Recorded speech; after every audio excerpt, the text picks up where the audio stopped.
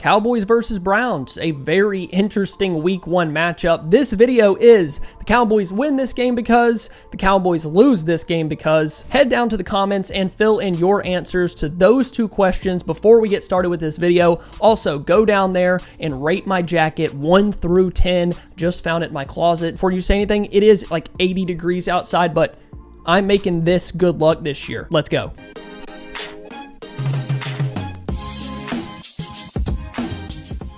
First, I want to give a shout out to DLLS Sports. They did a segment like this earlier today on their show, and I liked the idea, so it wasn't 100% mine. So shout out to the Cowboys brains over there that came up with this little segment. To start, the Cowboys win this game because they stop the run. We've seen it time and time again with this defensive unit. If they can get teams into 3rd and long, there's not a better pass rush in the league. And yes, I still believe that without Dorrance Armstrong and Dante Fowler. In 2022, when they beat the Vikings like 40-3, that was a good offense that could put up points, and the Cowboys just dominated. They made the Vikings play from 3rd and 7+ nearly the entire game. And no offensive line could hold up against that pass rush trying to consistently pick up 7-8 yards on 3rd down. It's just how the NFL works. It's not a viable option to keep drives alive if you're in constant passing situations like the Vikings were in that game. Stopping the run on 1st and 2nd down just allows the Dallas pass rush to pin their ears back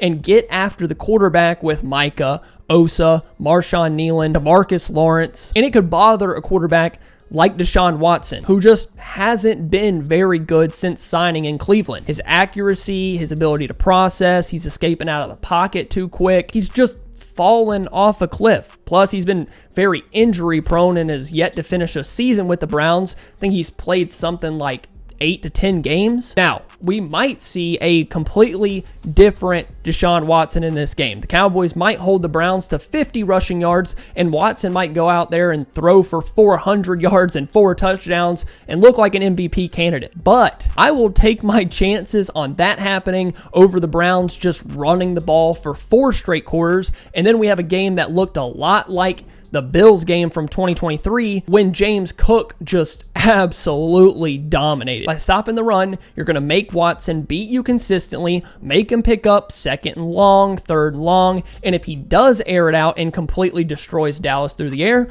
I can live with that. Just don't let him have it easy with 3rd and 1, 3rd and 2, then picking up 1st downs on 1st and 2nd down with big runs. I want to see Deshaun Watson play football and not just nickel and dime you to death with short passes just at the line of scrimmage. Now, the Cowboys lose this game because they can't run the ball. Over the first 12 games of the season last year with a healthy Myles Garrett, they held offenses to a 55.6% completion rate, 73.2 quarterback rating, and had 34 sacks while allowing just 10 touchdowns to 9 interceptions. After Garrett was injured last year, they kind of fell off from that production, but I got bad news. Myles Garrett is going to play in this game. So we can assume that they'll be at full strength or at least close to what they were last year. You're probably going to struggle if you can't run the ball at all. For example, the Browns and 49ers played in week 6 last year. If you remember, the Cowboys played the 49ers in week 5. I don't know how you could forget it. It was 42-10. The 49ers put up 42 points on the Cowboys. Do I need to say 42 again? I'm still mad about that game.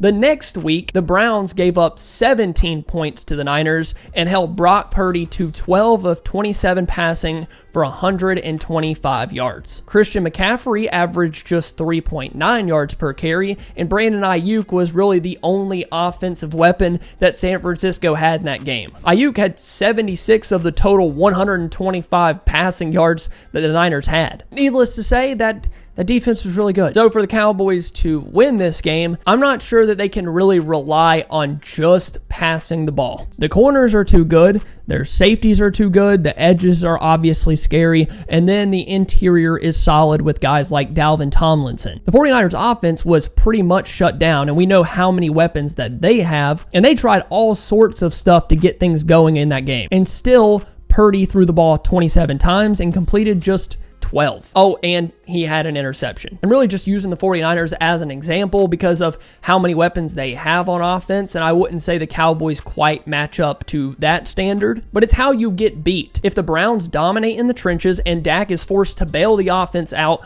over and over and over, it's not going to work. They have to run the ball well. Easier said than done. It'll reduce the amount of times that Dak is dropping back against that defensive line, keeps the linebackers honest, it opens up opportunities in the middle of the field, and it helps your play action bootleg game that we've seen Dallas run so many times over the past few years. Now, there is one stat that I find pretty interesting. Doug Farrer on Twitter pointed out this. Dak Prescott was the NFL's best quarterback against cover 1 last year. The Browns played the second highest rate of cover 1 in 2023. So maybe that throws a wrench in my video, but I'll let you guys decide down below in the comments. I think this game is going to be decided on the ground. Maybe you think it's something else. Do the Cowboys need a MVP performance from Dak? Does CeeDee Lamb need to get 10 touches? Let me know down below in the comments. Thank you guys so much for watching. Hopefully we can get a win in this awesome hoodie. I love you all, and I'll see you next time.